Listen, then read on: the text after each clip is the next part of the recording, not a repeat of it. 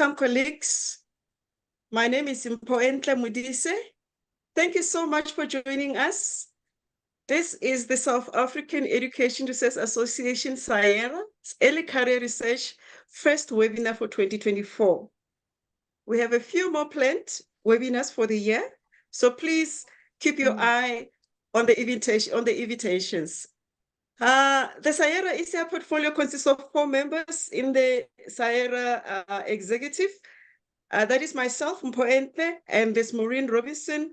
She is actually the outgoing president, but she loves us so much, early career researchers. So she's always been, I don't think Maureen missed any of our webinars. Since I started 3 years ago, she's always participated and joined our ECR webinars. And we also have Mlamuli Tlachoyo and Thomas Salmon. We are talking academic blocking with Derek Moore today. Our facilitator, her name is Christy Kotze. She's a lecturer in the Department of Curriculum and Instructional Studies at UNISA. She's also a PhD candidate, and she is a dedicated SAERA ECR. She also doesn't miss any SAERA event. So she'll be facilitating the webinar for us. So we want this webinar to be a safe place, and we want it to be fun for all of us. So it would be nice if we all could please note of the following etiquette rules. Please note that the webinar is being recorded, and please mute your mic and your camera off when you are not talking while the presenter is on the platform. You're welcome to put it on during the question and answer session when you are talking. But for now, please keep your mic muted. Also note that this webinar is being recorded. You are welcome to introduce yourself in the chat. Tell us where you are from. I know that we have people who are from Mauritius who registered. Mauritius, Kenya, Namibia, Lesotho. I know I've seen the stats. So please tell us who you are, which institution you're from, and which country you're from. And now I'm going to hand over to Christy Kotze. Christy, over to you. Thank you so much.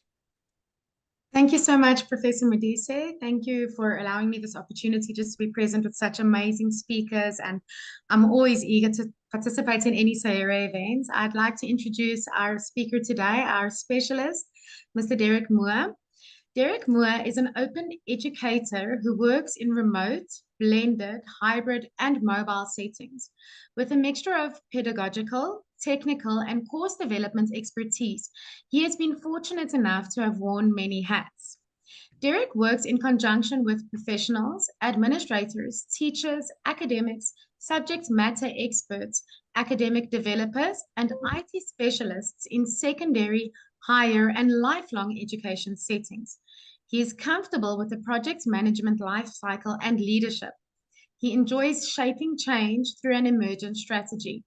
He uses and supports educational technologies for meaningful performance and learning among individuals, groups, and departments.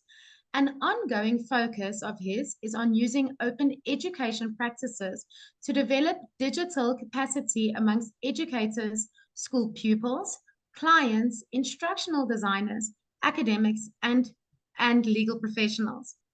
I will be adding a more detailed portfolio of Derek. You can all go and have a look at it. I'm going to be adding it into the chat. It's really lovely. I've read a bit about Derek, his family, his personal life, and also his professional life.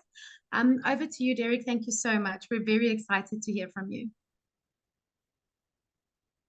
Oh, thank you very much. And it's so nice to be with you all. Just checking that you can see this screen. I've sent it through the chat, but this is really where we're going to be doing our work from. So just let you find your way around. So we've been through the warm welcome. We've been through the connection details. You've got the Zoom call. There's a code of conduct. What you're looking at the moment is notes. Housekeeping, thanks for doing that. The call will be recorded. Some of you have finished the survey. Thank you very much. If you haven't finished the survey, you'll see that there's a survey that you can fill in over there. I've also got a blog post about academic blogging that I wrote, but I thought I'll start with a video that might introduce you to what's going on. So here it goes. And if you can see it, that's super. But if you can't, you can open it via chat as well. So let's see if this works.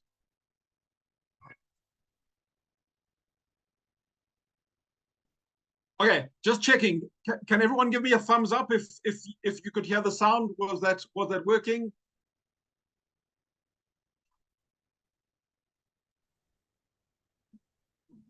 I can't hear any sound, Derek. Okay, let me try again.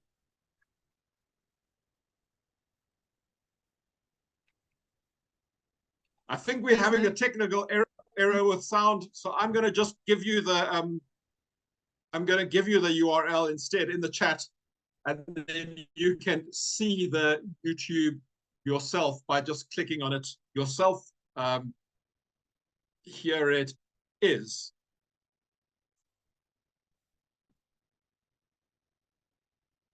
Okay, and I'm going to play it at the same time, and we'll see if this works.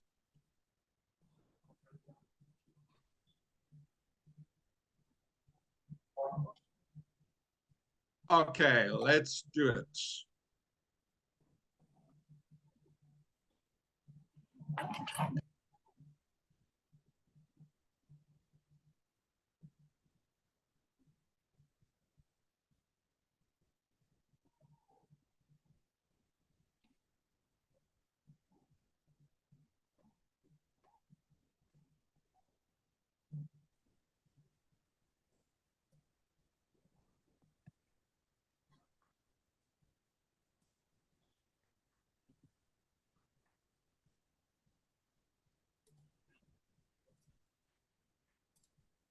Relaxing, and you should do a deep.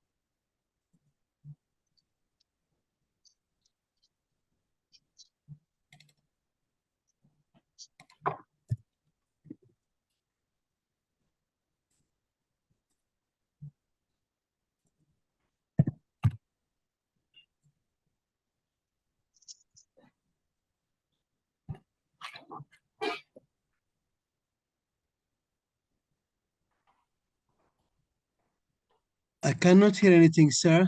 This is from Modise.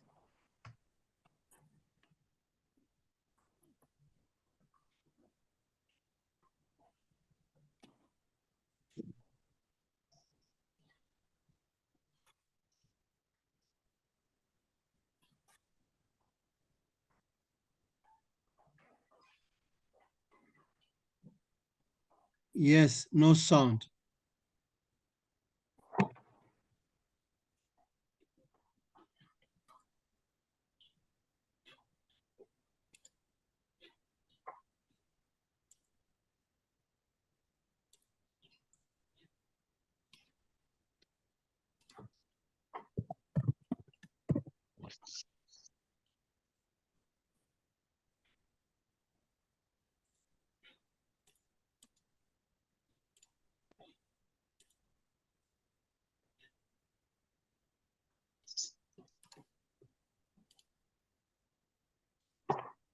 I'm getting a repeated message from people saying there is a sound problem.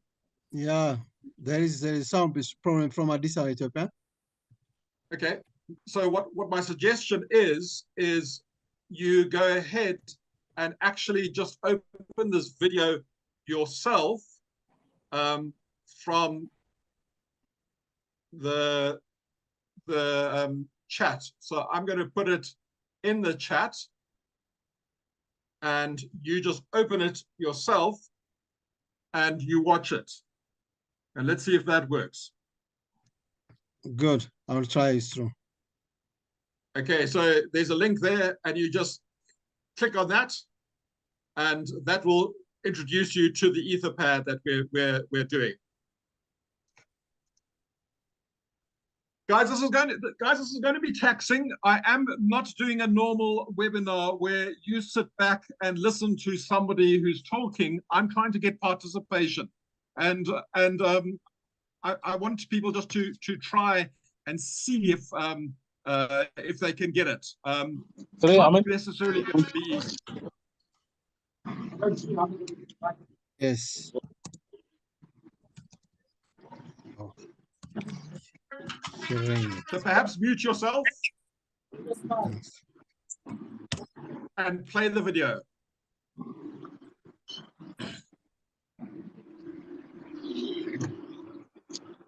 Tasmina, I'm glad you're hearing it.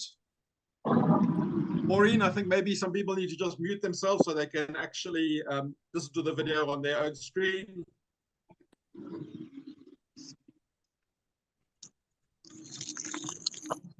And what we're doing here is I'm just orientating you to the environment.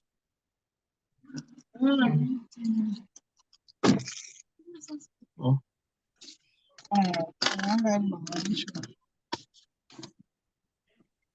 Listen.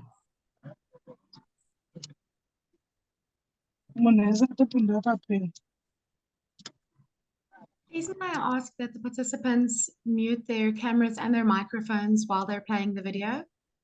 Thanks, Christy. Agreed.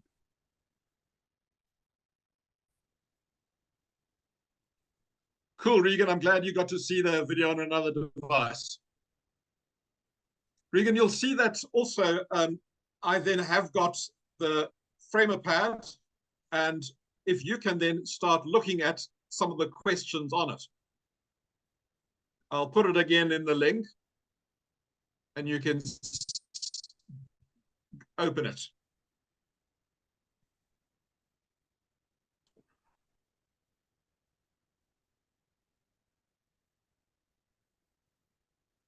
We're going to move to during the call, but you might want to look at the things before.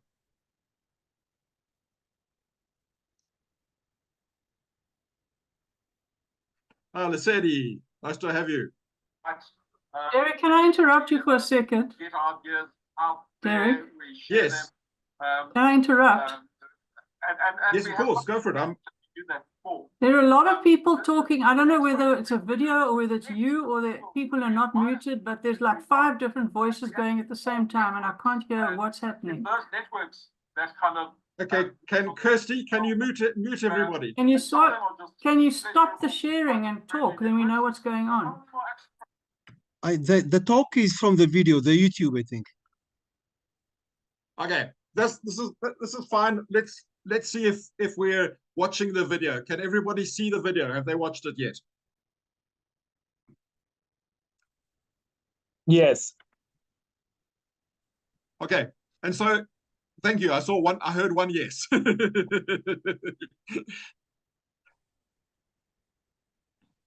Has everyone else managed to watch it? Okay, I see some people are watching. Cool. I'll let you just finish watching it. Thanks, Christy. I see your thumbs up.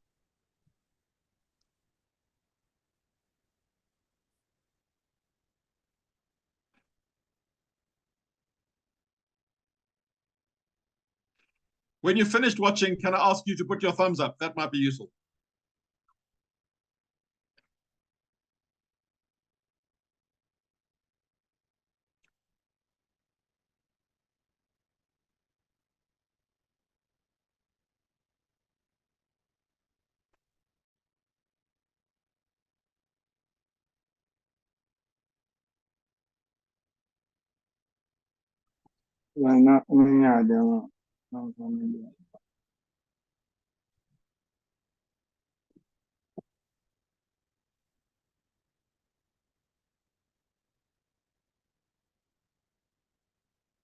Okay, I see a couple of thumbs going up. Thank you very much. Thanks, Benito. Nice to see your thumb too. If you are confused, sit with the confusion. Sorry.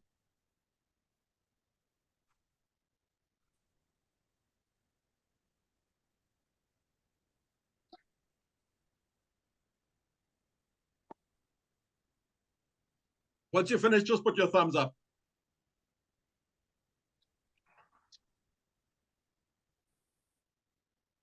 Thanks, Tasmi. Oh, is that a hand or a thumbs up? I'm going to assume it's just a thumbs up. We'll take questions a bit later if that's all right. Wonderful. Joseph, you've finished the video?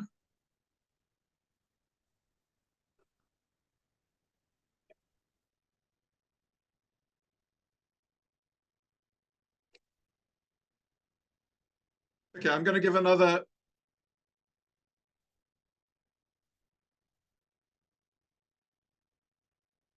I'm going to give another 2 more minutes. Thanks, Ugi.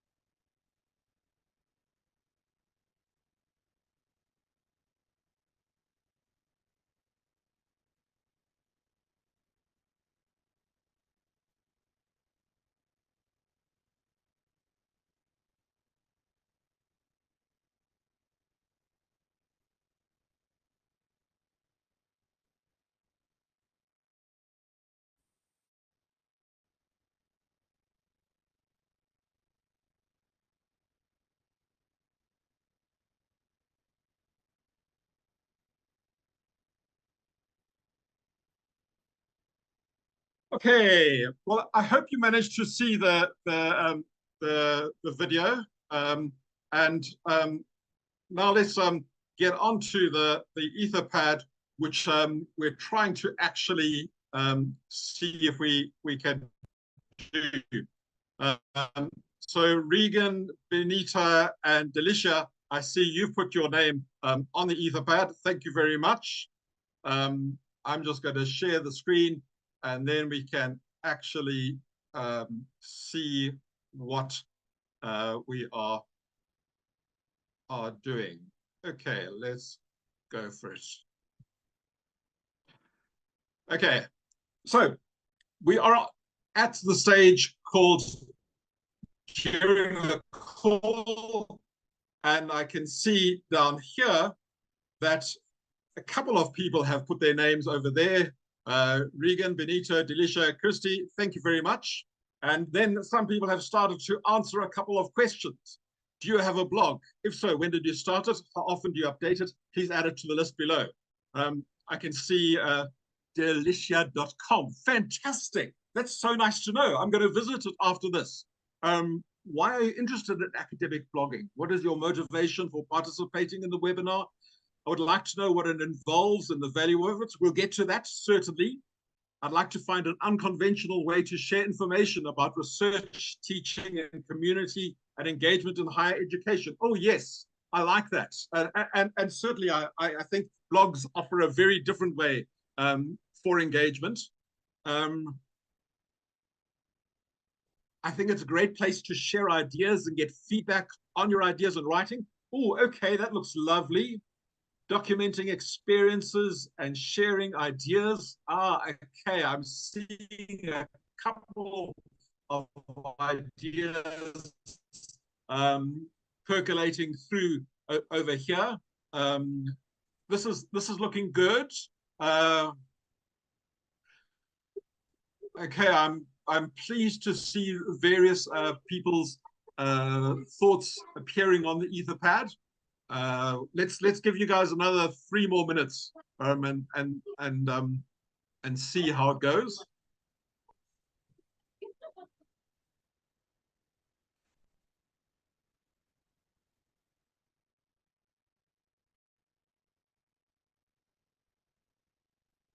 I'm looking further down.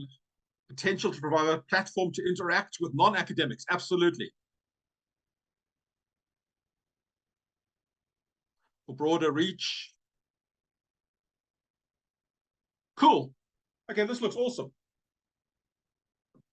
Another 2 more minutes, and then I'll start my presentation. Mphoentle has just reminded me I've got until 1:45, and I fully intend to keep to the time framing. Oh, I can see Ugi. I can definitely see your comment coming through. And I think that's a really interesting approach you're taking. And certainly it's a good way to kind of engage with people beyond academia.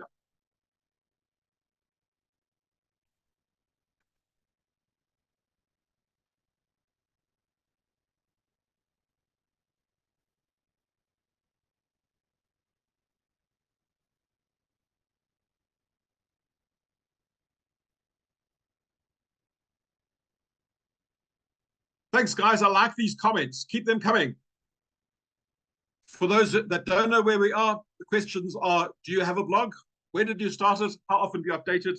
Please add to the list below if you do. Why are you interested in academic blogging?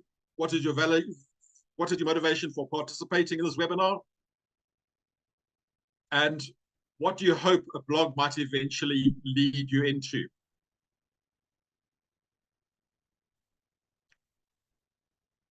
I love uncertainty as well. Thank you. Not sure. I think that's great. And no idea. I need to understand this format and the value first. And absolutely. I mean, I think blogs are sometimes very foreign to people. And I don't think we use them much in South Africa.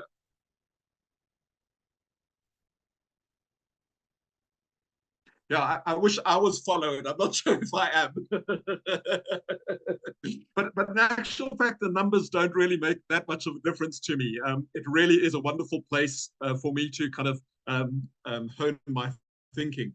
But I appreciate the comments. Okay, right. 1 more minute for comments, and then we'll get into the presentation. And for those that have felt just a little bit confused, my apologies. Blogging is sometimes hard. I'm so pleased that some people are writing here in the chat and other people are writing on the framer pad. You're welcome to do it in both places. I'm just interested in participation because that's really where I see learning happening, is in participation. And so if you add to the chat or you add to the Etherpad, that's fine with me. I don't mind where it happens. I really just want to hear your perspectives, which is really nice to see. Because this in my mind is a webinar. And I've always thought a webinar is a place where people discuss and talk about things and share opinions. And what concerns me is Zoom as a webinar seems to be often a place where people just sit back and listen and don't participate. And so active participation really is what I'm trying to encourage. And I'm very pleased to see this carrying on. But let's hit it. Okay, so let me find my presentation and let's see if I can get that going. Okay, right. There is the presentation, and let's start at the very beginning because that's a very good place to start. Okay, just checking. Are we fine? Can you see my presentation? No, you need to unshare the previous screen. Okay, I'll unshare the previous one. Let's stop share and let's go to share again. And this time we'll try the presentation. We'll try this and we'll share it. Right. Screen is being loaded. You are screen sharing. This looks promising. Okay. Hello, everybody. My name is Derek Moore, and I'm so pleased to be with you. Thank you so much for having me. I did start off with making you feel a bit uncomfortable, I'm afraid. I'm sorry about that. I just wanted to see what your thoughts were, because I hate walking into a room where I don't know what's going on. And it's so nice to just have some feedback from people, because really it's lovely to just hear your text voices and to see participation. So I'm going to be talking about academic blogging, and I'm going to introduce you to something I call my personal learning burger, okay? Or my McLearn, as Martin Weller very kindly noted when I shared it with him. So imagine you and I have just met, okay? We're in a conference, and you come up to me, and I come up to you, and there's this name badge, and I'm wearing a smart suit, and you and I really don't know each other. How do you know I am who I say I am? Well, I mean, my qualifications are sitting in the drawer in the bottom of my office. And really, it is just based on what I say to you that you kind of believe and connect with me. And that really does work usually in face-to-face settings. But increasingly, we are going online. So the next question is, then how do you ascertain my abilities? I mean, I can try and persuade you about a whole lot of things. And maybe if we were meeting face-to-face, or if I was in a job interview, you'd look at my resume. And my resume would be the useful way for you to test my and see my skills and abilities. But I think what's happening these days is people maybe ask directly, or else they go to Google. And I was so pleased to hear Christy when she introduced me, is she said, I went and popped into your Instagram, or I think Twitter, or I can't remember what it was, Kirsty, but you took a look and you found a bit about me. And I mean, I think being able to find a bit about a person is a really useful thing. So, I mean, let's quickly practice this. If you click on this link, you will see how you could Google me and what you could find out about me. But let's carry on with the presentation. Okay, where are we? There we go.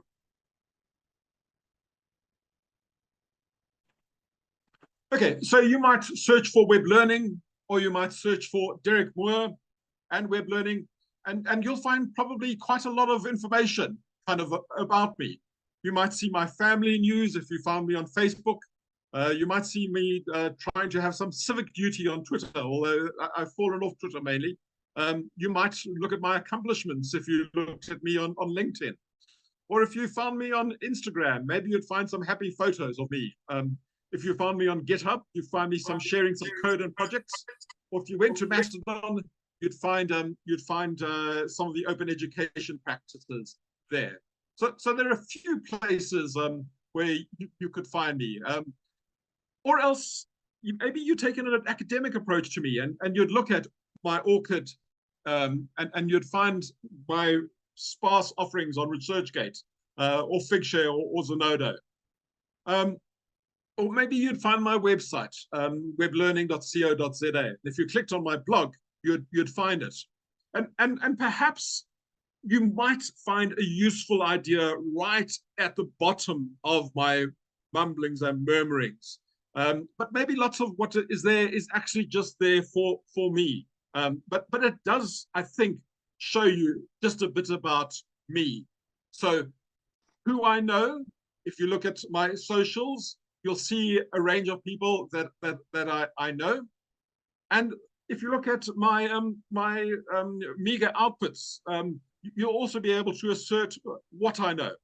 And so we've got this interesting combination of who I know and what I know. And I call this my personal learning burger, okay? And the trick is, what is happening in between the who I know and what I know? Because that's what we are sharing.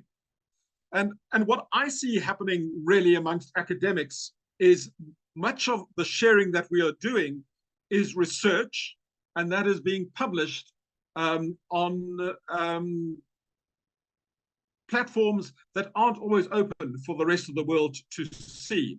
And so there's a kind of thin line of sharing, but it's available only to people who are in the academia. And blogging allows you to really share your personal learning with people beyond academics, beyond academia. And well, I went to WhatsApp and I asked WhatsApp here to create a image for me. And I said, please combine personal learning burger. And that was my prompt. And it created this lovely prompt and an image for myself. But I think it's quite helpful to look at this image again and perhaps break it down. So at the base, that's our knowledge, that's our pools of expertise, that's what we know, what we've been kind of got our masters, PhDs in.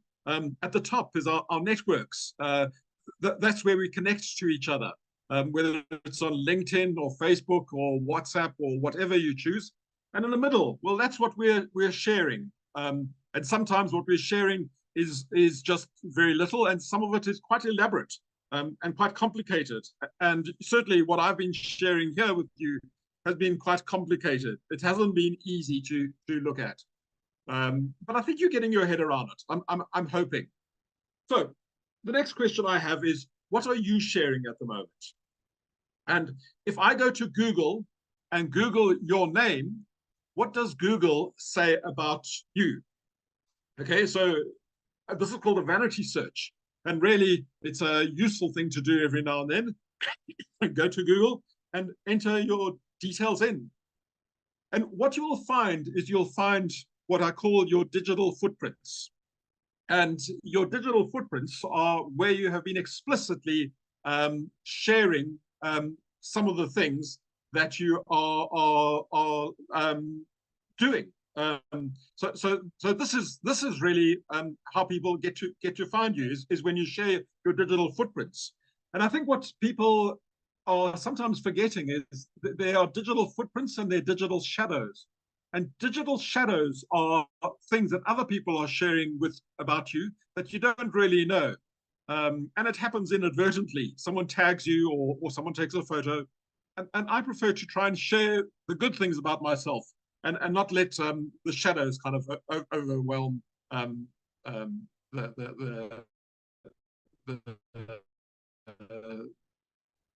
people's perceptions of me. Okay, so what do I find if I Google your name? Do I find a personal learning burger?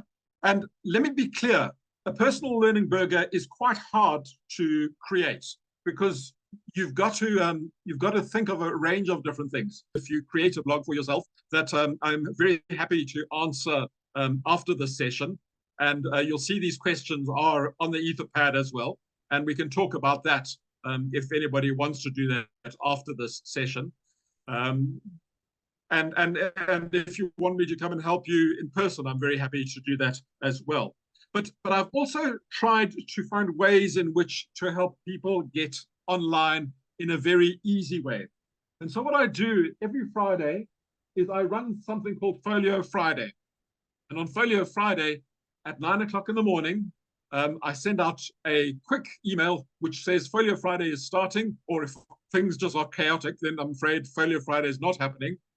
And what we do is we try to find time to make our thinking visible with each other on our blogs.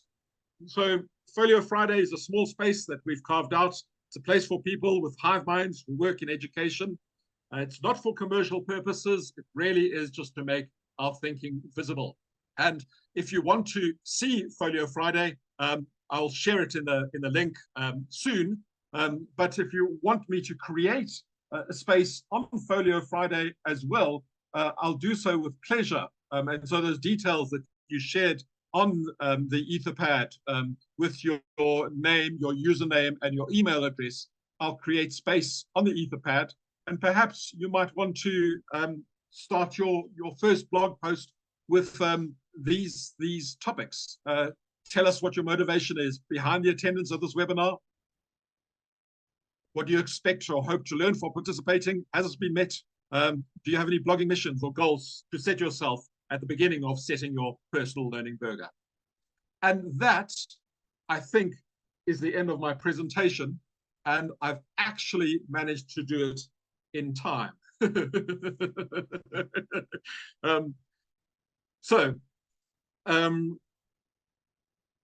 We now have the space for questions and answers.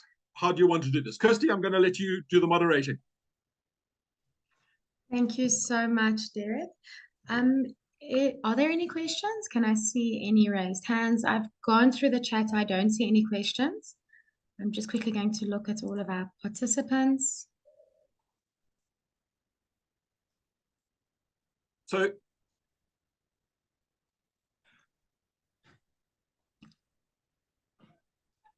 may I start us off with a question, Derek? please do. Thank you so much. I wanted to ask, as a PhD student and an academic, what would you believe would the benefits be for me to blog? What would I blog? I'm in teacher education, so why would it be beneficial for me to take a lot of or some of my time to get into blogging?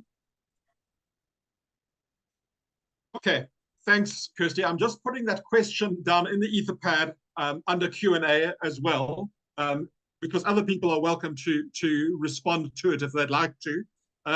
But I'll give you my response.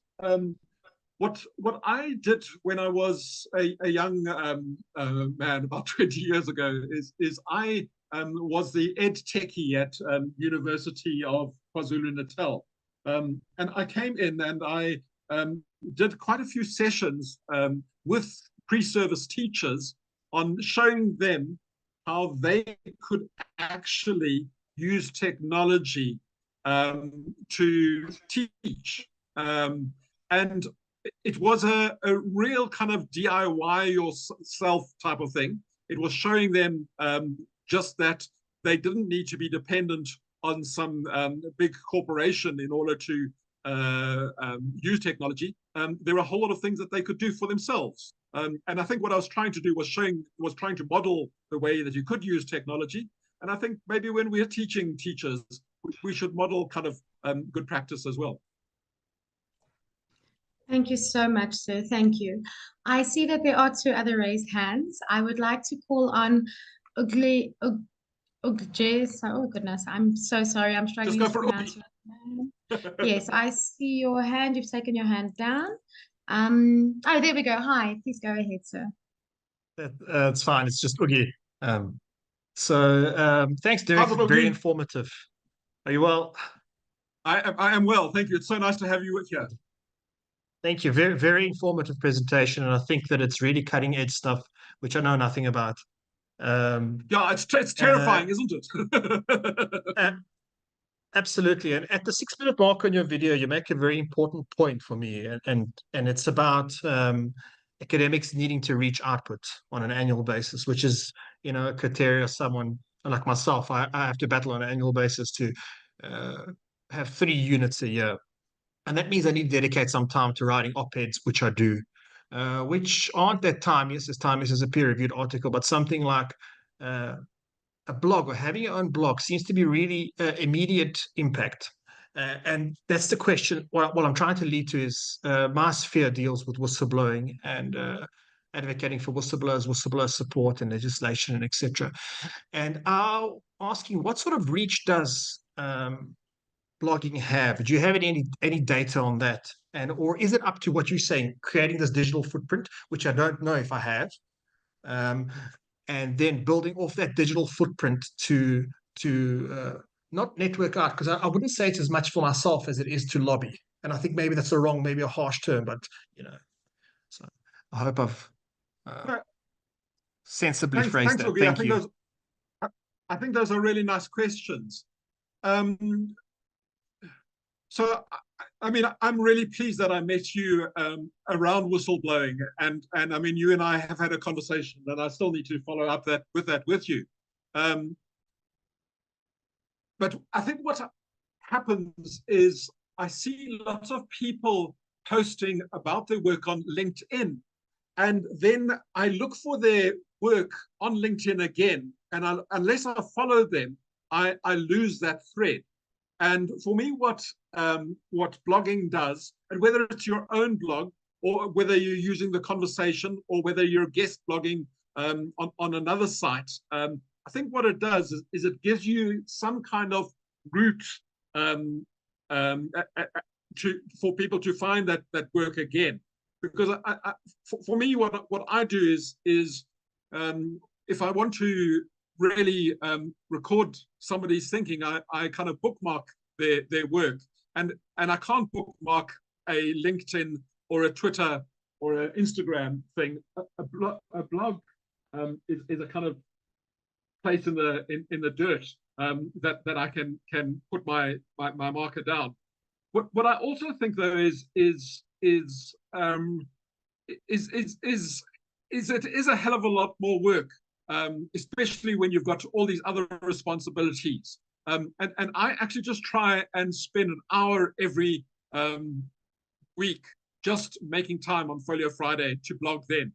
And having that little time and little kind of habit has kind of built up a pattern for me, which is surprisingly, I mean, if you look at my blog, you'll see there's quite a lot of stuff there, and it's becoming a nice record for myself. So it does depend where your audience is, and certainly I think the conversation is a lovely audience. I think if you're going to do it, the Mail and Guardian or Daily Maverick also is a lovely place. What I would suggest is you still cross-post it, and you would have a blog place where all of your stuff is kept, and then you post it to other places. I don't know if that answers your question.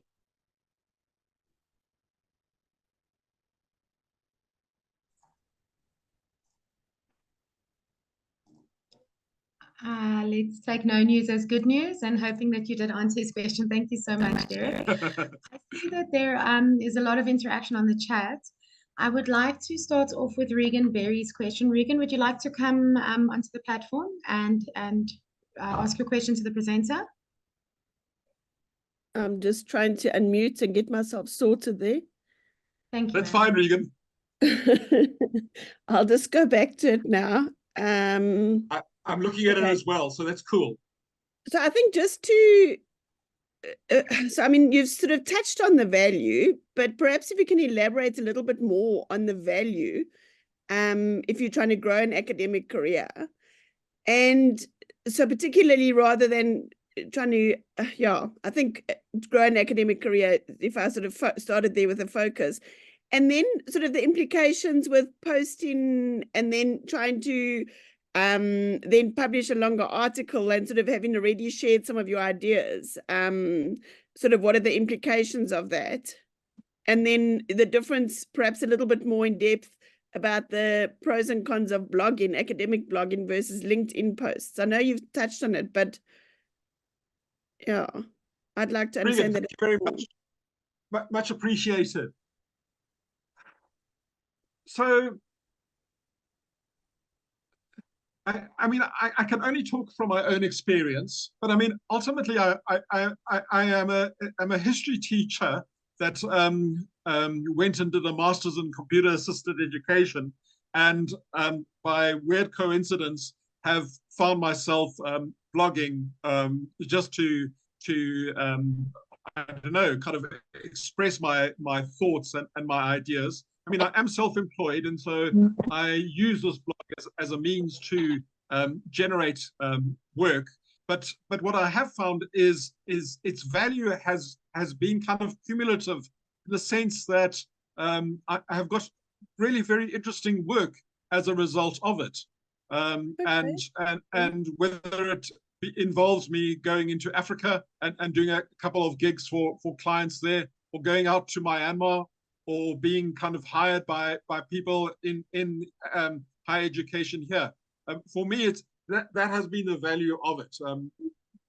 People have seen that, and I mean, today was a weird day, but today Laura Kernovich sent me a WhatsApp. She's in Auckland and she was wanting to organize something. Michael Sean Gallagher at Edinburgh University, I was asking him about African futures, and he sent me three great links. Now, Michael, I've never met, but he and I are of the same mind, I think, and we're friends. So he and I kind of are about to collaborate on something called post-digital. What is it? I do remember. Post-digital, yes. And how are we post-digital? And the connections that I've weirdly generated from them have been superb, and they have been incredibly enriching. Oh wow! So it just comes from another opportunity to network. So you put your thoughts out there, and people see it, and then you begin a conversation, and hopefully develop connections. Well, you see what it is in terms of the personal learning burger. What often happens is we will meet someone at a conference, and then we'll lose their business card or whatever. But when you actually have a blog and someone can return to that blog and read it and see, then there's something that connects. And I think that makes a really big difference. And for me, that kind of points to the pros of blogging. I mean, LinkedIn is a great place to connect to people, but I think you lose the kind of continuity of thought, because there's always another new idea on LinkedIn. And I'm not saying they either or. I think they both go together. Is that helping, or is that just creating more work and terror? Both and no, that was helpful. Thank you. Pleasure. Thank you so much. Dipolelo Rosli Malema, I see a question from you in the chat. Your hand was raised earlier. Would you like to come onto the platform and speak to Derek?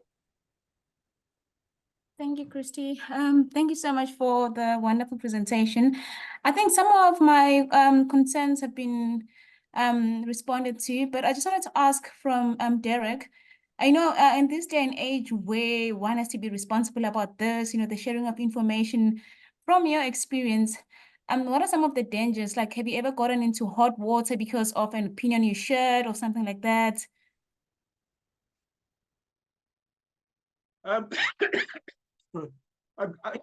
think I'm constantly in hot water, but I'm not sure if it's to blame with my blog. It's probably just because I'm a critical person. And I mean, I would like to make maybe a distinction between blogs and social media. So I think social media allows us to be tracked and to be a little bit more cautious about what we're saying, especially if we are in situations where we have, I don't know, just kind of slightly toxic environments. And sometimes I certainly found myself when I'm on social media, when I was at university, that I had to edit and censor myself, whereas a blog allows me to actually create some kind of long form thinking and it doesn't get me into trouble because I think I'm able to justify myself. And I think yeah, I mean, yes, I'm a white man, and certainly I think white men have a hell of a lot of kind of I don't know what the word is. They get away sometimes with murder. Whereas I do think the experience of others who are more vulnerable on social media, sometimes there is harm that happens, and that's not nice. But I haven't heard too many stories of that harm happening in blogging. To me, it's more on social media. So yeah, I'm just making a distinction between social media, and why I make this distinction is a blogging platform you can own yourself. So weblearning.co.za, I own, and if I want to delete anything on it, I can. And if I want to abandon it, I can. So I'm entirely in charge. Whereas if I'm putting it on Facebook or Twitter or Instagram, I've given up that agency and somebody else is hosting it. And I don't know if that helps in making the distinction between the two. So one is something that I control, and if I don't like it, I can delete it. Whereas others, I'm more at the mercy of some other big tech company. I got it. Thank you so much. Appreciate it. Pleasure. Thanks for the question. Thank you so much. Thank you. So, Derek, there's some wonderful compliments and comments about your personal learning burger. I see a few more comments in the chat. I'd just also like to ask Professor Modise, who is our host today, if she'd like to come on, if you have any questions, Prof, or if you have anything to add in the absence of any other questions at the moment, before we move to our chat, Prof.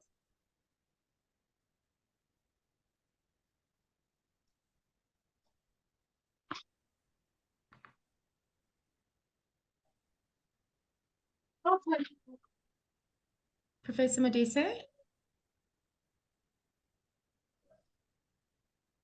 Yes, Christy, thank you.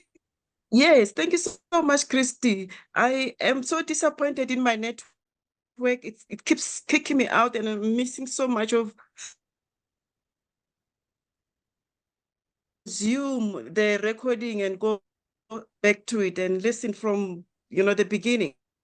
But what I wanted to add, if Derek didn't mention it, is that when you blog as an academic, it forces in the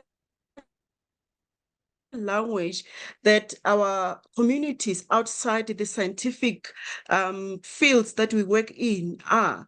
So you've got your article that you have got all this kind of nice stuff, this academic, your philosophies, your research frameworks and whatnot. But then when you blog, it helps you to write in the language that our teachers, the communities that our research is based on, then they can be able to understand what you're talking about. So it helps you to bring your research closer to the people that you are researching about, that you want to improve their lives. So that would make my input for now, Christy. Thank you so much. Thank you so much, Professor. I love that. And I love bringing it back to the people I think who need it most, more than paid academic articles. If we go to the chat, Nortandi, would you like to come on and ask Derek your question?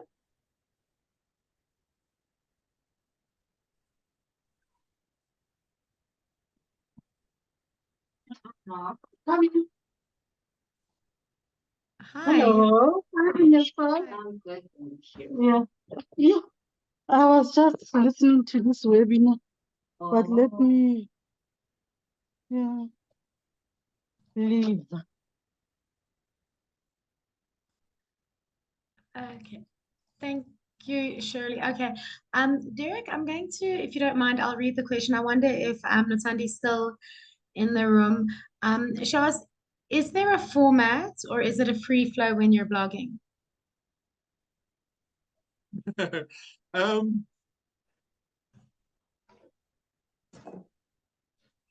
such a good question because it actually changes. I mean, I think getting your voice out there is terrifying at first.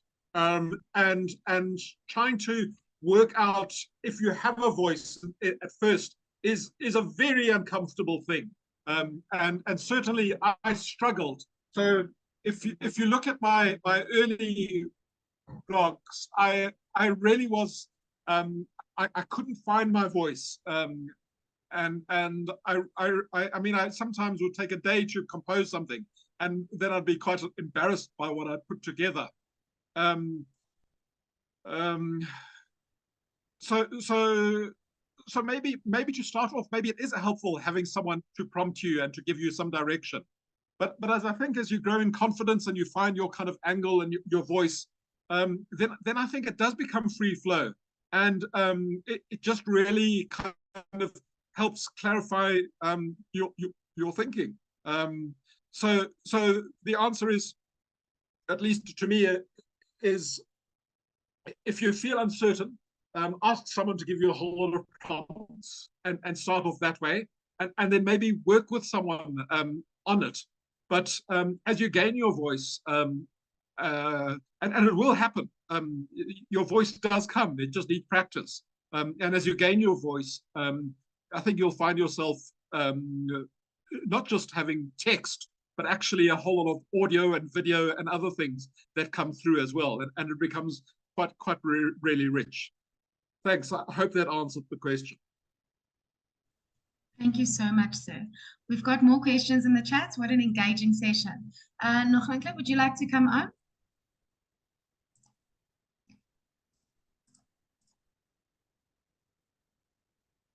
I see your audio is connecting.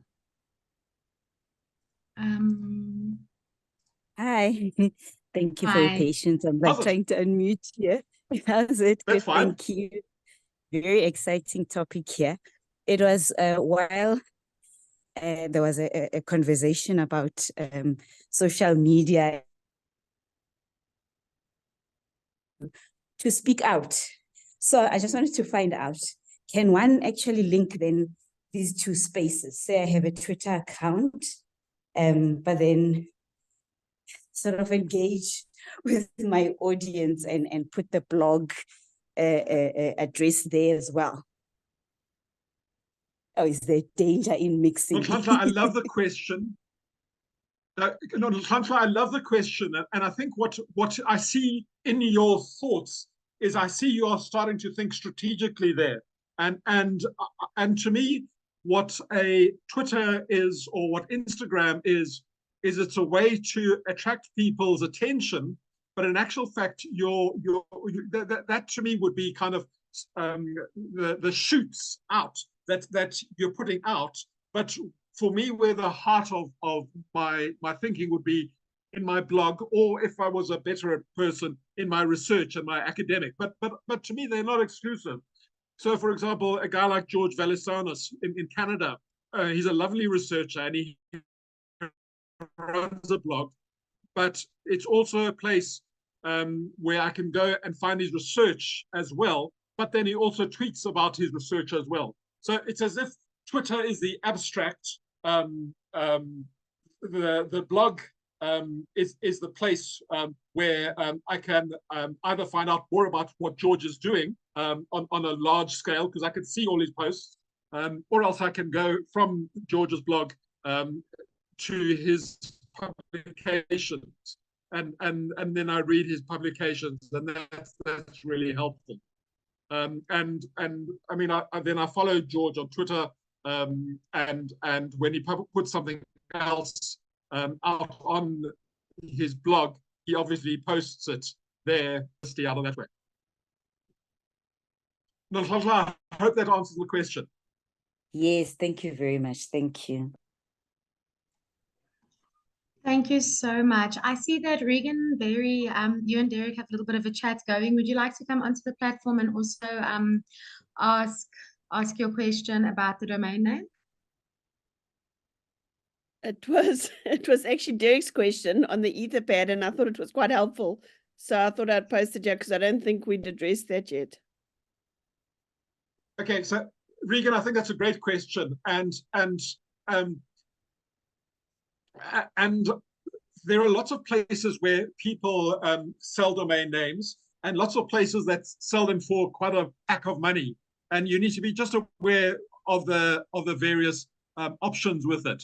So I mean, I'm weblearning.co.za, and to buy that domain name, I think cost me 89 Rand, and you pay a regular fee for that.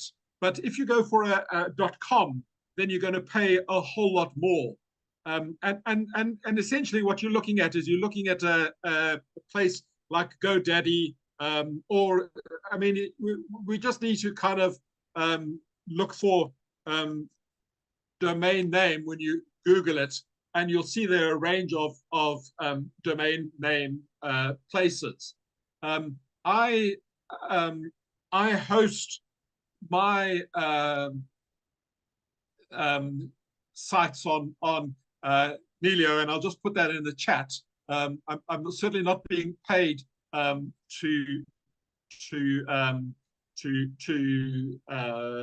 that, but I found them to be quite a nice host. But I also do very small scale hosting for people who are interested in academic blogging as well. And so if you'd like me to help, I can assist with that as well. wow. That's available. I do think, though, that there's some people who are doing superb stuff, and one of them is Reclaim Hosting, and they are based in the States, but I do think they are one of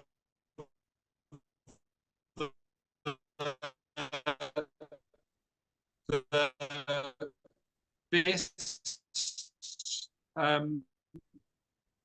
academic for those who want to their Etherpad as well, European prices. And so that's my only caution about them. But if you want a useful place to learn about blogging and see what they're doing, there are people there who are doing amazing things in the kind of blogging world, and they're also giving students blogs as well, and getting students to blog their thoughts as well. And I've just found it quite inspiring looking at their work. Oh, wow. Okay. Thank you so much. Pleasure. Thank you so much. I see that we have already run out of time, but this is so interesting. Delisha, would you like to quickly come on and ask our final question just before we shut down? Thank you. Yeah, I think so. So I was saying I did have a blog, and one of the main reasons I stopped was because I was, funding runs out and you sort of pay this out of your own pocket in most senses. And obviously choosing a correct hosting site and all of those things are important. But in your opinion, and also sort of relating to what Mphoentle said earlier on, is this something that one could include as science engagement, and then being able to use that as part of grant applications when you do applications for funding? So would one be able to argue academic blogging in terms of access to communities, or information to communities as science engagement? Yeah.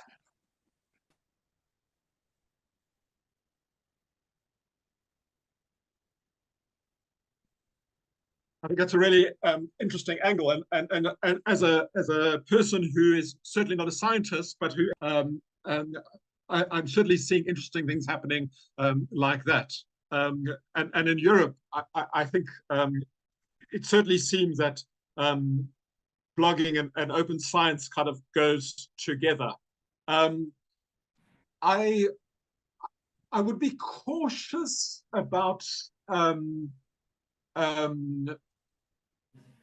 so one of the cautions I have about projects that are funded and blogs is, once the project comes to an end, then you have to decide what you're going to do with that domain name.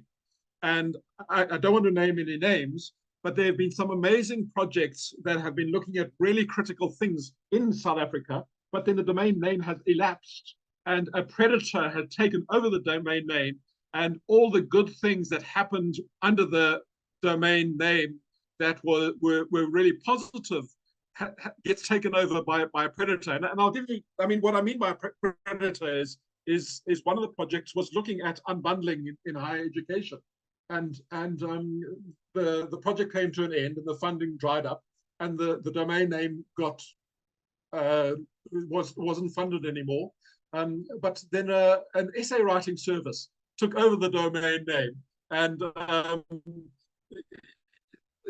essentially what happened, which I think is quite embarrassing for the project, is the project, which was criticizing kind of unbundling, they became kind of unbundled by the end of the funding. So that would be my caution about it.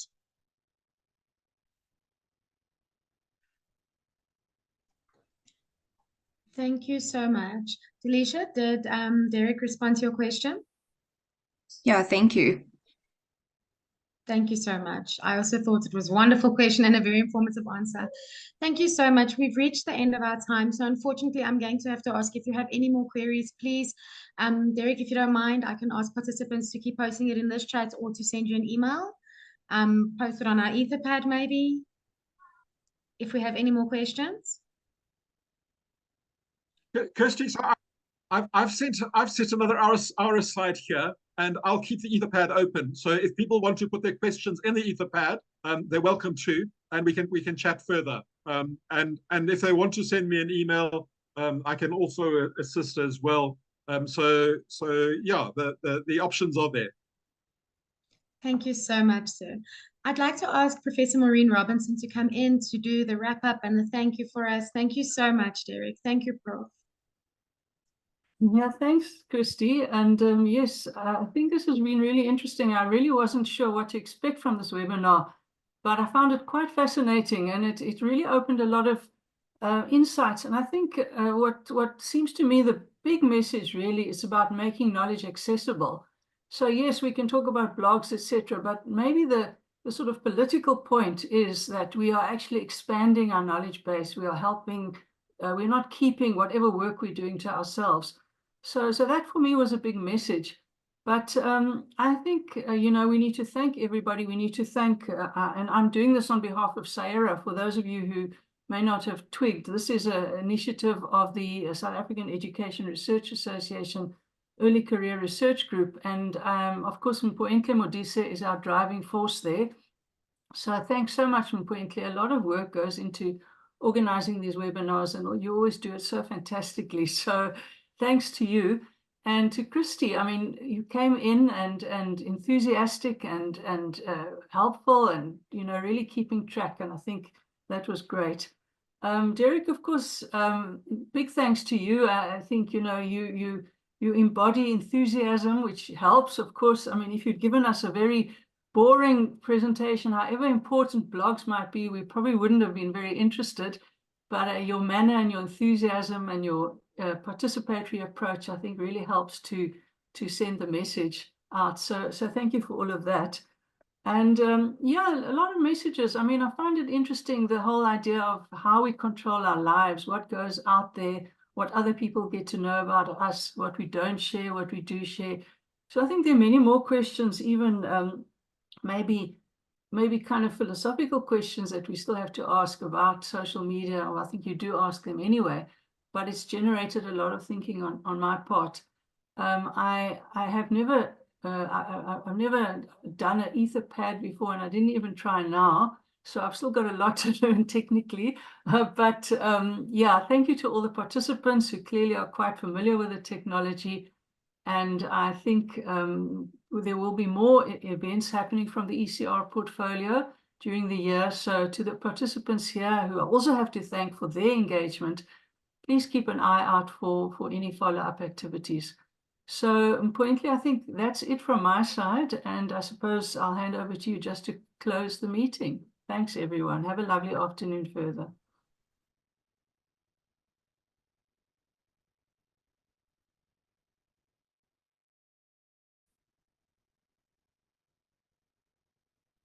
Mphoentle, I don't know if you want to just say anything, or are we closing now?